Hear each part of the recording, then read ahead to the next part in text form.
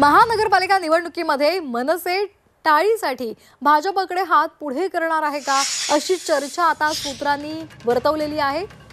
आता ती सुरू सुद्धा झालेली आहे। आगामी महानगरपालिका निवडणुकीकरता मनसे भाजप युती चाचपणीची चर्चा सुरू झालेली आहे।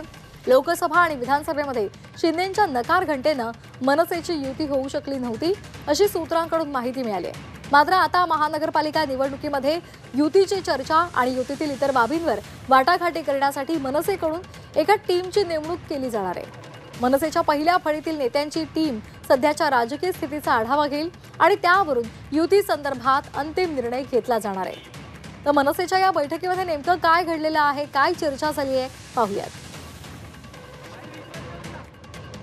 मनसेच्या बैठकीत युती संदर्भात चर्चा झाली आहे।